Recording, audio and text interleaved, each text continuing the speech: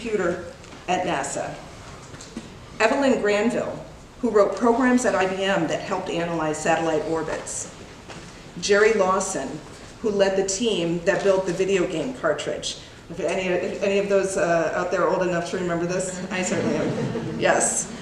He's called the father of modern gaming. Katherine Johnson. Yes. What a name, what a person. 35 years at NASA. She worked on Apollo, the space shuttle, plans for mission to Mars. So the work that she did, we're going to continue seeing the benefits going well into the future. Mark Dean. He holds 3 of 9 patents behind IBM's release of the PC in 1981. Melba Mouton, Chief of Research Programs at NASA in the 60s.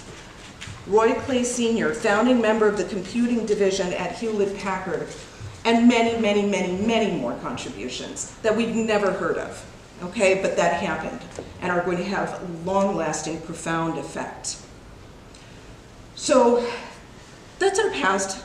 Let's take a look at where we're at right now. Today, Black Americans are 13.4% of the US population, and in 2016 constituted 8.6% of graduates with bachelor's degrees in computer and information science. This number, by the way, has significantly decreased since then. In the US, of 46.8 million Black Americans, 215,600 are software developers. Women. Women make up almost half of the workforce, but make up only 34% of employees at the largest tech companies. Black women engineers. It was hard to even get statistics around this. Fortune 500 companies. In 2020, in terms of leadership at Fortune 500 companies, men held 463 CEO positions, women held 37, Black men held 3, and at the time of that reporting, Black women held none. A 2018 McKinsey study found that there were more CEOs named David than there were women CEOs. Okay, current state, Africa. Africa has a reported 716,000 software developers, half of them in 5 key markets: Nigeria, South Africa, Egypt, Kenya, Morocco. There's been a 3.8% increase since 2020. What about the future? Where are we headed? With such a rich past and a shaky present, where will the future take us? As of 2020, there are 7.8 billion Black people in the world. In Africa, the internet economy is expected to reach $180 billion. As of 2020, there were 7.8 Black people in the world, but by 2045, Black and brown people will become the majority in the US. My point here, there is power in numbers, power and possibilities for all of us in Web3. Here are some other numbers. According to Pew Research, 22% of men say they've used cryptocurrency, while only 10% of women say they have. Even though people of color are investing in cryptocurrency at higher rates than they invest in mutual funds and individual stocks, which is interesting, question of trust there and perhaps past experience guiding our decisions, we are still outpaced by others. 62% of crypto investors are white, 67% are men, and 66% are under age 45. Just 19% of crypto investors are white women, and just 4% are Black women. Remember that the crypto industry is a $1.3 trillion industry that women and people of color currently are missing out on. However, the research does also show that 23% of African Americans own crypto, 17% of Latinos do, and 11% of white Americans do. So there's progress and there's possibility. Let's put this all together. Why does diversity in Web3 matter? It matters because of how much it has already affected our lives and how much more it's going to. As an indication, from 2000 to 2022, internet usage increased by 1,355%. I'm going to repeat that. From 2000 to 2022, internet usage increased by 1,355%.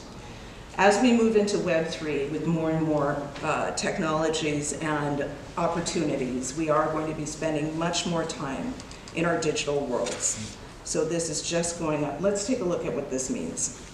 So Web 2 and Web 3 are drastically white male-dominated spaces.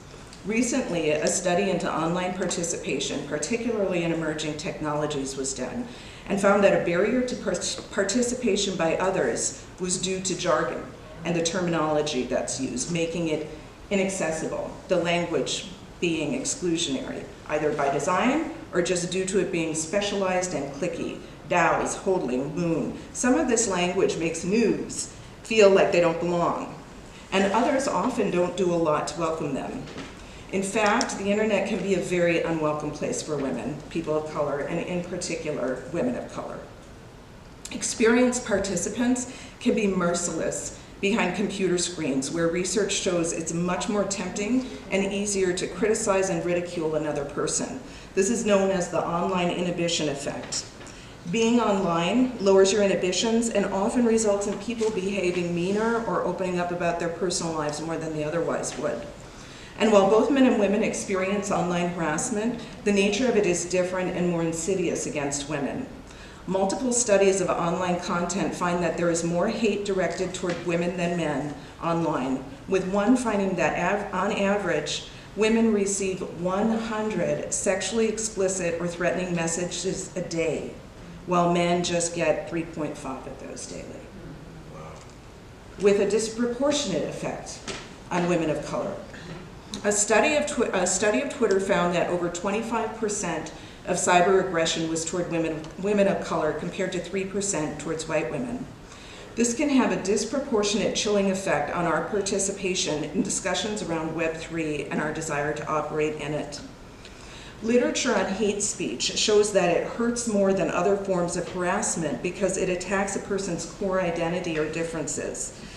Group-based hate speech produces more of an emotional response than other types of harassment because it triggers awareness of belonging to a more vulnerable group and triggers recollection of trauma, either experienced firsthand or witnessed or felt as generational trauma, which has been proven to cause damaging stress in the lives of Black Americans in particular.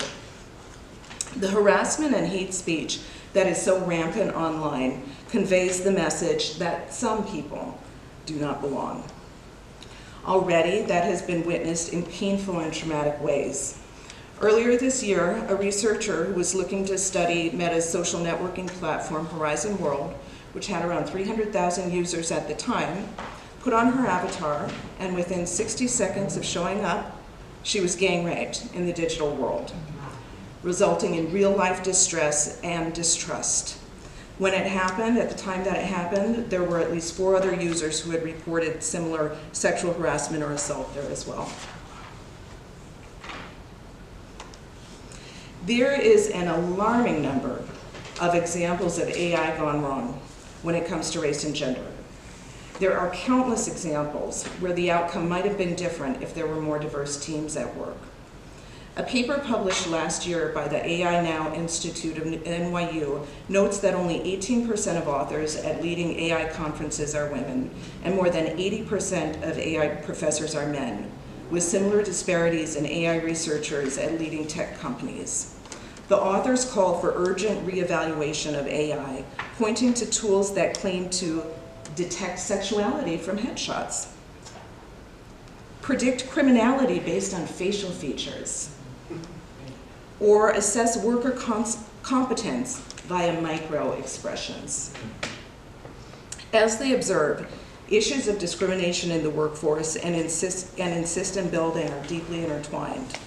This was demonstrated in 2020 with the departure from Google of Timnit Gebru, a renowned AI Black woman researcher, relating to Google's handling of a review of a research paper she had co-authored that highlighted issues with large language models. The events caused outrage over Google's handling of the matter and raised concerns about the chilling impact of discrimination on the ability of people to voice concerns about developing technology.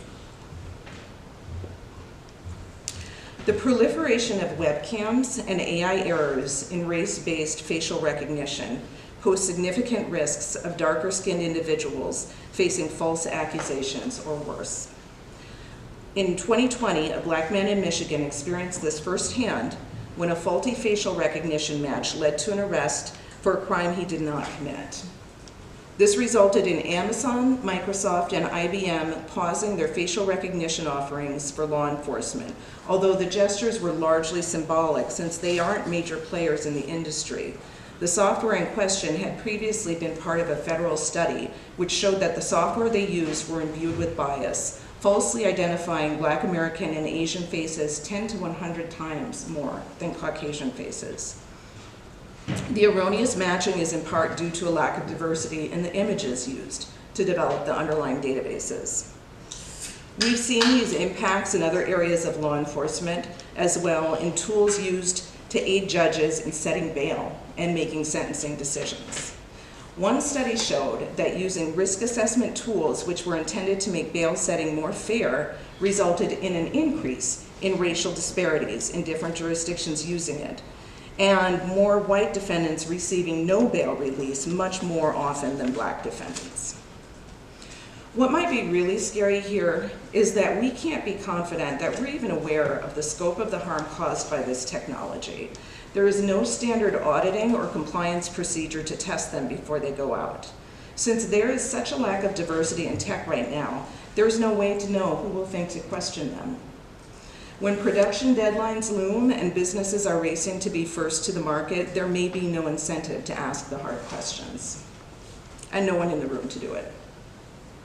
Because we don't know what we don't know, what we do know should be enough to pause development or use of these risk assessment tools until we have clearly articulated standards about how to test them for bias.